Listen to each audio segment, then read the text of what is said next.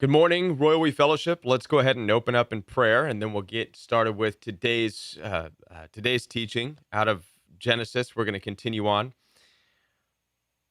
Our Father, who are in heaven, how holy is your name. And we wait for your kingdom to come, and we ask that your will shall be done here on this earth as it is in heaven. Give us this day and each and every day our daily portion and what we need to survive. And forgive us of our sins as we forgive others who have sinned against us. Lead us not into temptation by seducers, and deliver us from the evil one. Lord, for the kingdom belongs to you, and all the power and all the glory. And everyone said, Amen. And last week we were talking about the temptation and the seduction of Eve by the so-called serpent in the story of Genesis. According to the ancient literature, the serpent. Now we've discovered that the serpent does not mean a snake or even a snake-like creature, but we discovered that it's more has more to do with the charming entity, the charming one, the seducer who seduced Eve into temptation, into taking this fruit. And again, fruit is not necessarily an apple. And I know we've all been told that it's an apple.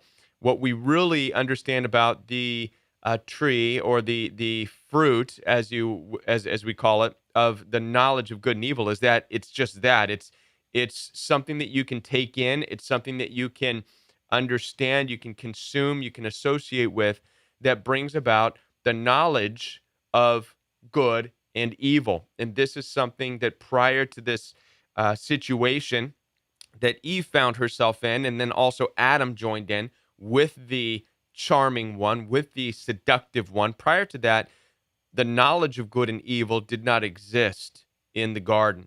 It existed only in this one place, and that was where this tree was. And this is where God had instructed Adam, first and foremost, not to associate with that.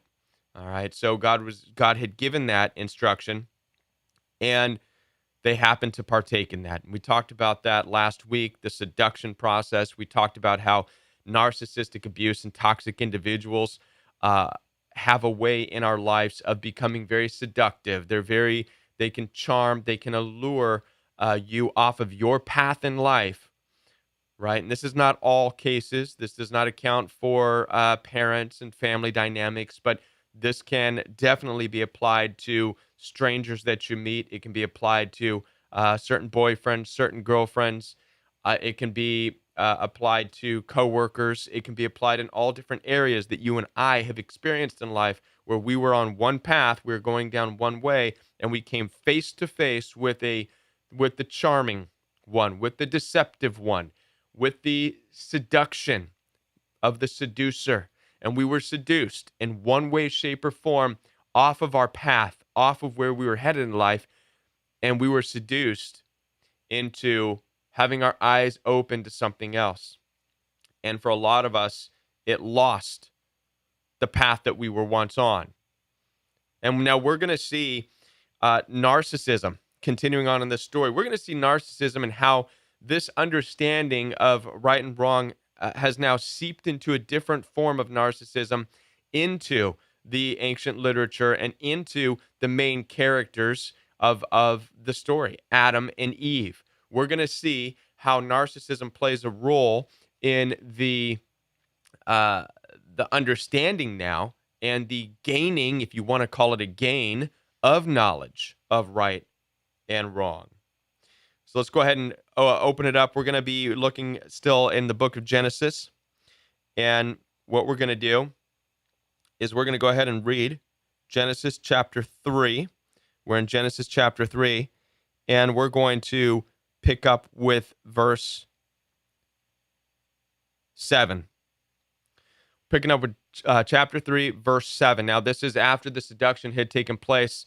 Adam and Eve had both partaken based on what the charming entity had told them and had instructed them, which had gone against what they knew was good. So they partook in this. And immediately it says this in Genesis chapter 3, verse 7, it says, the eyes of both of them were open, and they knew that they were naked. And they sewed fig leaves together and made themselves aprons. Now, this is actually split into two different thoughts. Now, obviously, they both had eyes because we know that earlier in Genesis, God created flesh. The eyes are flesh. So they were able to already see the physical realm that they were around. So this indication that their eyes are open, since we know that the flesh was already made, it means that in this context, they now had the knowledge of understanding of right and wrong. Actually, we're just going to call it knowledge. Their eyes were open to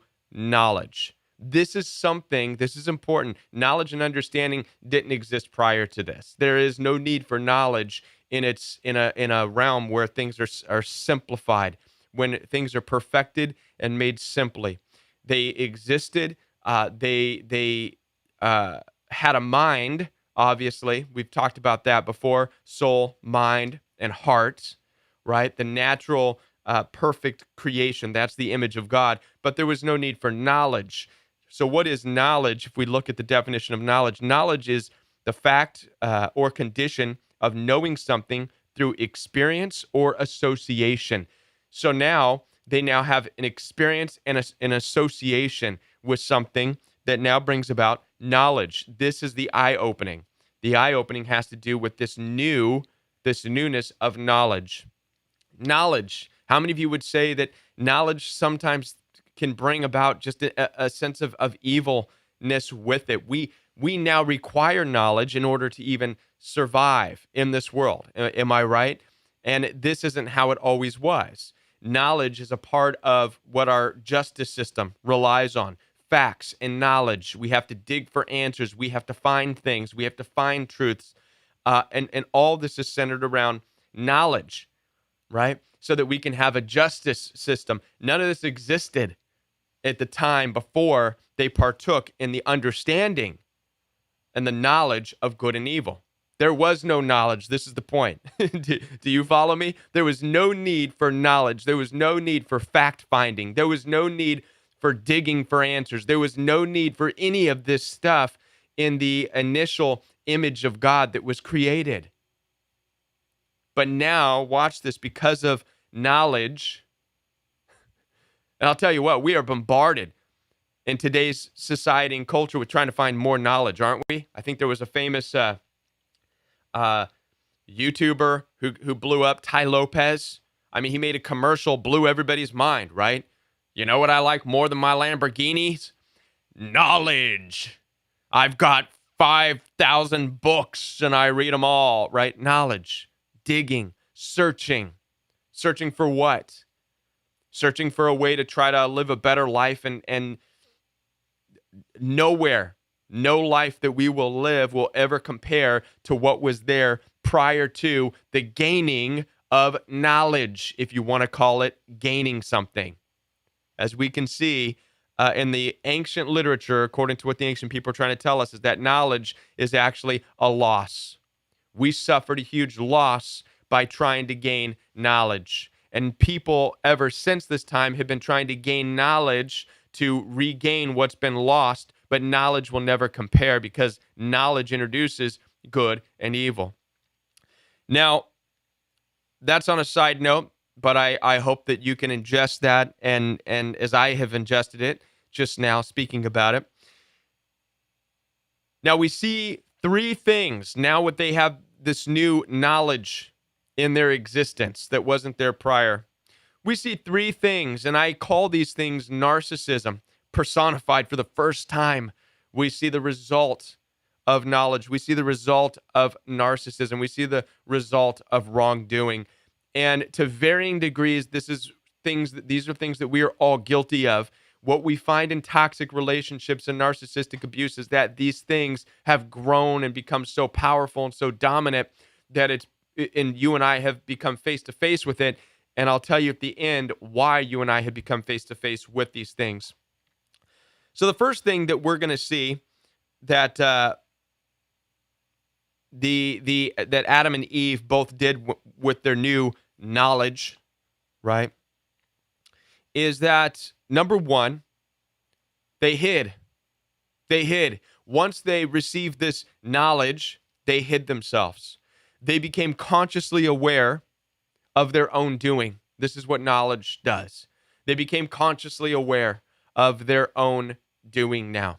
So now no longer are they simplified, no longer are they pure. Now they have a doing. Now they have an action.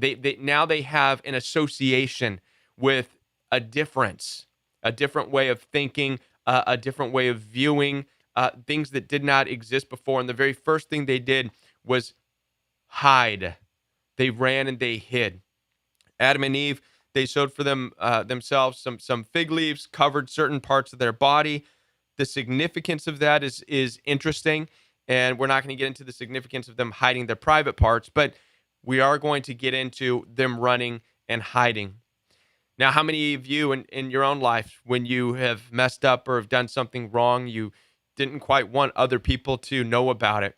And sometimes the idea and the mentality behind this, again, the knowledge behind this is of, well, if it doesn't, what they don't know won't hurt them or me, right? And this is the idea behind hiding.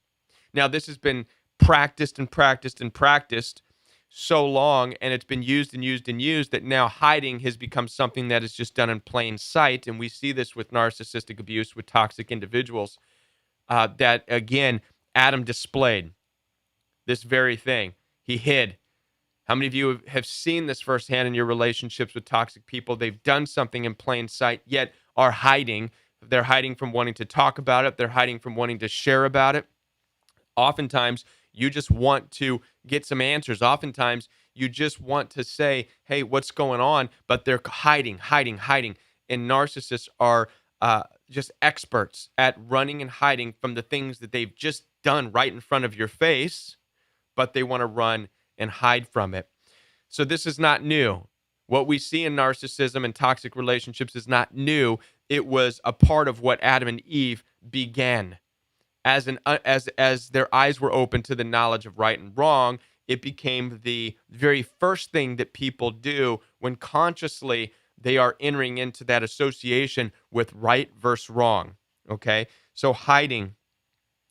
And this is chapter 3, verse 7, and chapter 3, verse 8. So they heard the voice of the Lord walking in the garden in the cool of the day, and Adam and his wife hid themselves from the presence of the Lord among the trees of the garden. They hid themselves.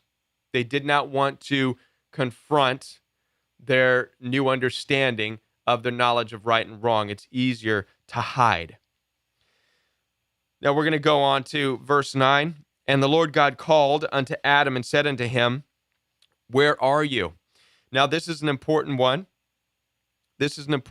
Obviously, God was not in need of physically seeing Adam. It wasn't a game of hide and go seek. God was not like, wow, I can't see you, Adam. You're doing so excellent hiding behind that tree. You know, it's not like, hey, I see your toes, Adam. It wasn't one of these things. We see God often in the ancient literature. We see God Elohim often asks these questions referring to the state of one's condition. We'll see this later on once we get there in the story of Cain and Abel, when God also had a confrontation with Cain saying, where is your brother Abel? Right? Obviously, God knows exactly what took place, right? When it comes to what Cain did to Abel, the killing. But the confrontation, the conversation is, where are you at, Cain? What's going on? Where are you mentally? What has happened? That is the context, and that's the same thing that God was in the ancient literature. That's what's being represented here is Adam is being approached in this, what is your condition? What is your condition? What's changed? What's different now? And obviously, in the ancient literature, God also knew what happened. God knew what happened. But what we're seeing also in this, and pay attention to this, is grace displayed. Because God in the ancient text, what we're not reading here is that he came out wrathfully the moment the transgression occurred and wiping them out. We don't see that. Instead, we see this curiosity. We see this wanting to gain through giving grace and opportunity for Adam and for Eve to say, this is what happened. We had been seduced. We gave up. We gave in. We knew nothing about seduction. We don't even know the pull that was on our hearts and on our life. And entering into this, we don't see, and I believe that had this taken place, the story could have, there's lots of ways in which the story could have gone differently, but it didn't. It went this way to show us the repetitive nature of our humanity by using the flesh that we have. And if you understand this, we will be able to understand the cycles and the habits and the patterns of humanity. And we're going to see that it's not that difficult to figure out human nature. And even when we're dealing with toxic, narcissistically abusive people, and this is good because you can then determine whether or not you need to separate, what types of boundaries you need to place on toxic, narcissistic individuals, and also how to ask questions, and also how to show grace in the situations, because this is all a part and intertwined into this narrative. So the question is where are you? What's your state of mind? What is your state of mind, Adam? What is your condition? What's happening with you? And now Adam's response in Genesis chapter 3, verse 10 said, I heard your voice in the garden, and I was afraid because I was naked, and so I hid myself. So the first thing we saw was the hiding. The second thing we're going to see now is a diversion from the truth. It's a diversion from the truth. This is oftentimes, again, a narcissistic image that we have here. Look somewhere else. I don't want to talk about my condition. I don't want to talk about this knowledge that I'm experiencing. I don't want to talk about this. I want to divert your attention to something. Hello, I'm naked here. Do you see that? Do you not care that I'm naked? I'm dangling out. Me and my wife, our bits and pieces are exposed. Can we just talk about that? Right? Now, how many of you have had familiar conversations with toxic individuals, with narcissistically abusive people? You're looking and you're interested at the deeper things of the heart of the toxic person you're dealing with, because you're trying to resolve it. You're trying to extend your grace in the situation, but what you're getting is a diversion tactic. Hello, can we see what's really going on here? I'm naked, all right? This is embarrassing, right? Or hello, can you see how difficult my work life is going? And I'm talking about maybe things you've heard, right?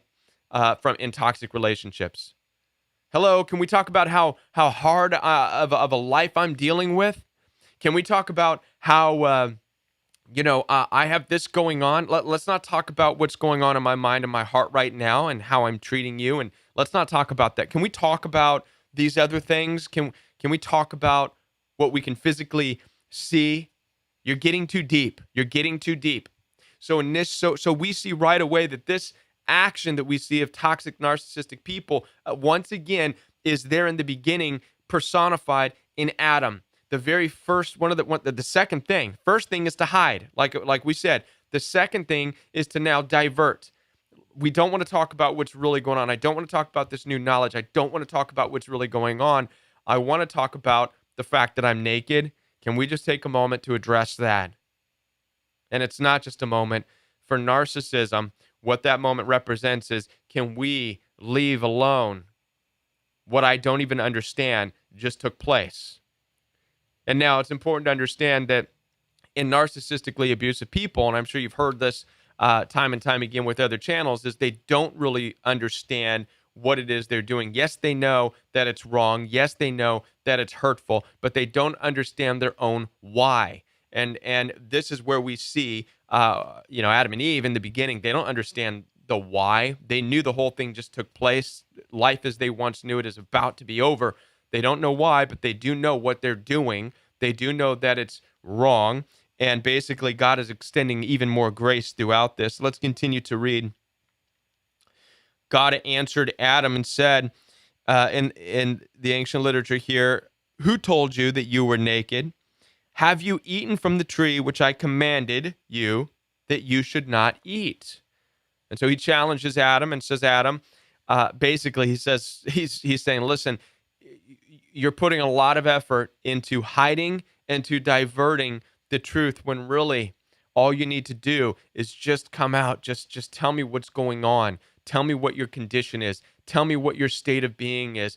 Be honest. Be honest. Every opportunity we see here from God to Adam, be honest. Be honest. Please be honest. And oftentimes we find ourselves in these situations as well, right? With toxic people and narcissists in our life. Be honest with me, whether it's your family, your mom, your dad, your kids, friends. Just be honest. What is the condition of your heart right now? What is going on? Where's your hatred coming from? What is it? Just be honest with me. Be genuine. Well, we see right here in the very beginning that with the newfound knowledge, which was forbidden prior, that honesty brings with it such a, that type of honesty brings with it such a damaging and such a horrific, exposing thought that even Adam and Eve had to, number one, hide, and number two, divert from this new consciousness that what they were doing was wrong. All right.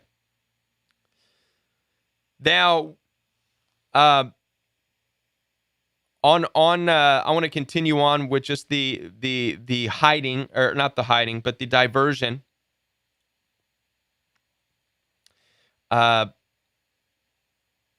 Also, with it, the diversion attempted to find empathy and understanding. Again, because of knowledge, which didn't have existed. That's one of the things that narcissism wants is empathy. Narcissism and toxic relationships, they're always going to try to find that empathy. As opposed to just talking about what's wrong, they want to gather as much empathy as they possibly can. We see that in Adam as well. Again, stressing on the importance of, listen, I'm naked. Can I get your empathy in this situation? Diverting, looking for empathy. And now moving on, now we're going to continue reading. Verse 12. And this is after we see that God asked him straight up, said, listen, you've hid from me. Now you're trying to divert the conversation.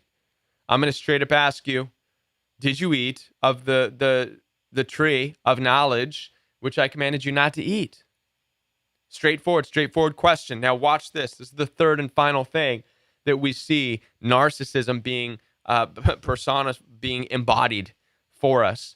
And the third and final thing is a lie. Not a lie. Lie was the second one. Blame. So we have hiding, lie, and then we have blame. We have blame. Now this is the big one. This is the final straw. And this is proof and evidence and this is proof as to why God in the ancient texts had banished them from the garden, had banished them from perfection, had banished them from the simplicity of the life, was because the third and final part of this understanding and this gaining of knowledge had become blame. And this is the part that is very, very heartbreaking. This is the part that's very, very difficult to understand. Let's read the blame here that Adam tried to put out. Genesis chapter 3, verse 12 says, and the man said, talking about Adam, the woman whom you gave to be with me, she gave me of the tree, and I did eat. So now there's two things, two different lies, or not lies, two different blame shifts that we see happening at the same time. Number one, we see Adam blaming God. Adam blaming God. We see that. And a lot of times we skim over that with our eyes. But I believe now that you and I have experienced narcissistic abuse firsthand in our own lives, we now can appreciate this ancient literature in a new light of, in the situation, what it must have felt like in the position of Elohim, in the position of God, to be gaslit and to be blamed. Let's look at these words again, and I want you to think of it in terms of things that you have heard from narcissistically abusive family members, friends, and people in your life. Adam told God, the woman you gave me, this is not my fault here. You gave me this. You have a part in it. You have a part in it. You're not perfect. You're not. Did you catch that? Right here, what Adam is attempting to do is question Elohim's perfection. Isn't that what the enemy wanted to do all along? Wasn't that the ultimate goal of the charmer, of the seducer? Was to get Adam and Eve, as the attempt is still made today in the lives of everybody, to question God's perfection, to question God's righteousness. And here we see that with knowledge comes that very question from Adam. The woman that you put in my life? Wait a minute, you're to blame for this. It's your fault. You gave me this and then set rules, and it's you. Right? So that's the first blame. That's the heartbreaking blame. And I when I read this now, I read it with just a sense of just heartbrokenness, because I know that I myself am guilty of this at some point in life. But having experienced this firsthand, also from narcissists and people in my own life, I can now appreciate the volume and the weight of this form of gaslighting that we see even against the Most High, even against God, even in the beginning. And that wasn't the end of the blame. Let's continue on. The blame continues. She gave me the tree and I did eat. So here we are seeing Adam again embodying narcissistic abuse, diverting any blame. Now, how many of you are aware that the instructions were given to Adam? The instructions were spoken from God to Adam. God, face to face with Adam, said, of everything here, it's yours, simple and pure, in perfection. Do not go near that fruit of knowledge. Do not try to ingest knowledge of right and wrong. As you know from the beginning, God separated dark from light. He separated these things. He separated what was chaotic and messy from and created light. And Adam and Eve were placed in light, and I believe that, in something that God spoke as truth, as pure, and there was a real divide. There was a hard line. Lightness had nothing to do with the chaos and the darkness. And I believe that what we're getting in the image of this narrative is that Adam and Eve had crept over into the darkness. They realized at that moment when their eyes were open, they saw the chaotic mess that also existed. They saw the chaotic mess where God had created light, and it created in them a curiosity and this desire for knowledge. And the tempting one, the seducer, played a big role in that. Do you not see the darkness? Do you not see the chaos? Listen, surely you won't die by understanding this. You are going to understand that there's a chaotic mess and there is also light. That's what's going to happen with this knowledge. And that is exactly what happened. They then understood chaos and they understood light. And forever from that moment on, there's been a fear of the chaos, which didn't even exist prior to them finding out through the seduction process. Innocence being tainted through seduction. So the third and final thing that we see from Adam is the blaming. God, the woman you put in my life, meaning you had a part in this, God, questioning God's righteousness, questioning God's perfection, which is exactly what the seducer, the charming one, wanted. And the second part, the woman, she gave it to me and I ate. We see the embodiment of the lack of responsibility. Now, sometimes just for entertainment and entertaining myself, I'd like to think of the ways in which things could have gone differently. I imagine a alternative narrative written, one in which we see God walking through the garden, or just God's presence, rather, and Adam having just had this experience of understanding knowledge now of right and wrong, having this knowledge, having this experience, having this encounter. I see them in a new narrative, if it could be rewritten, falling to their knees immediately before the presence of God, saying, what have we done? What have we done? We messed up. Is it possible? Is it possible to be purified, to be cleansed of this? Is it possible? Forgive us. If that was a part of, and I often wonder how different the story would have been. How, if that would have been the narrative, but it wasn't. It wasn't the story. What we see is narcissism embodied. We see that with knowledge comes a desire for self-protection, self-preservation. We see that with knowledge comes a fear now. Not only knowledge of right and wrong, but a fear of right and wrong. All this stuff crept in. And we see now Adam and Eve in this story being reactive in life instead of proactive in life. Reactive and defensive rather than proactive. We also see not only narcissism, but we see enabling.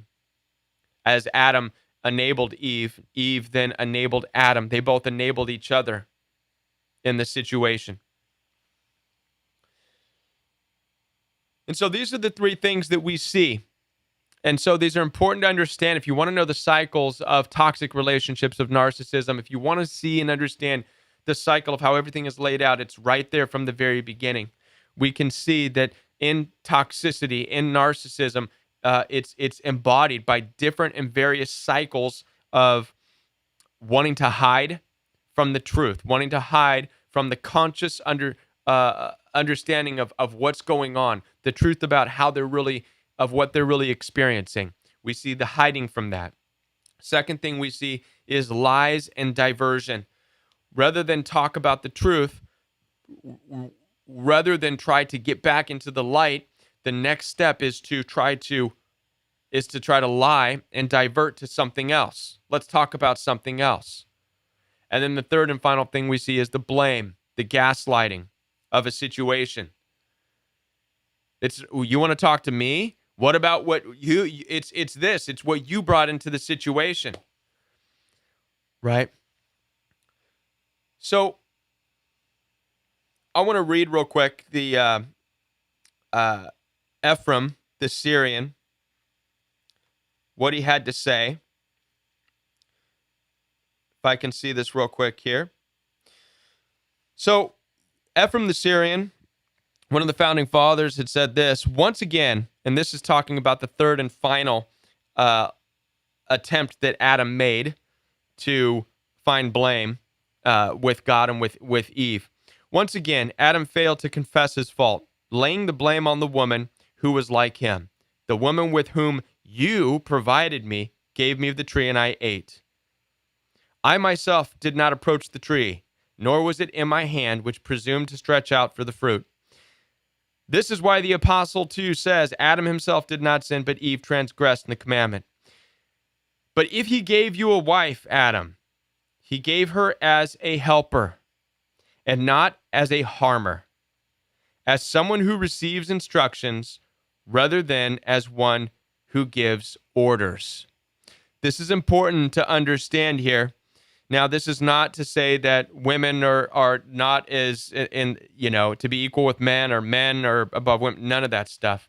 But this goes back to the very design in the beginning that we talked about of why a woman was made for Adam, why two persons were made. It was to be a helpmate. This goes back to that, right? But what we see is that Adam had forgotten his place and forgot Eve's place as being a helpmate, and instead had fallen into a place of taking orders from Eve. And this is from a founding father. It's not supposed to be that way, and it was never intended to be that way. And so I wanted to put that in there as way. Put this in there as well. That's not what it's about. When you find your morality, when you find your moral place, you are not in a place where you are supposed to be taking orders from anybody else. Right now, we live in a world where we've been conditioned to follow orders and follow rules. We follow them at work. but that's in order so that we can get paid, and we do these things in order to survive. But when it comes to things of morals, when it comes to things of your integrity, never, ever, ever is it intended for you to take orders from somebody else. And what we see is that Adam, he had given up the instructions that were given to him by God in his own moral life, and instead lowered himself to take orders from Eve. And that's a different way to understand that. Now, in the story, I'm gonna finish off by leading into next week. We can summarize the activity associated with narcissism. It's a never-ending cycle of these things in varying degrees: the hiding, the lying, and the blame shifting. These are the three things we see in narcissistic abuse: hiding, lying, blame shifting to various degrees. And I believe that the true narcissistically abusive individuals, psychopaths, sociopaths, they have perfected these things. These are the things you're exactly up against. These are the things that God was face to face with as this unfolded. And it's varying degrees of it now. And narcissists have become so good at this that it's become hurtful now, but it's always been hurtful. Our encounter with narcissistic abuse is that the individuals we deal with have displayed these, and for the first time, you and me, we share in the heart that was broken by God. And I want you to understand that. Your experience of narcissistic abuse, your experience of them hiding from you, of them hiding the truth from you, your experience of them lying to you, trying to divert the truth from you, and your experience of toxic, narcissistically abusive people blaming you. You now share in that brokenness of the true brokenness of God and what God felt in that very moment. You now have an understanding of the nature and the gravity of what it is. And this later on in the scripture is going to make you that much more appreciative of the nature and characteristic of God and his grace for you and for me and for all of us in this life. However, it's important to understand what God's grace looks like. We're not buying into the whole, well, Jesus loved everybody, just go love your enemies, not in the modern Western Christian version. We are going to see the consequences now of the separation of Adam and Eve from God and what this looked like. We're going to see this next week. We're going to see healthy boundaries being set into place against narcissism and toxicity. And yes, we are given an example. We are given that through the instructions of the Word. And we'll be talking about that next Saturday morning at 9 o'clock a.m. Central Time. Thank you all for being here this morning, and we'll be back next Saturday on Royal We Fellowship. Have a very blessed weekend, everybody, and have a great week ahead.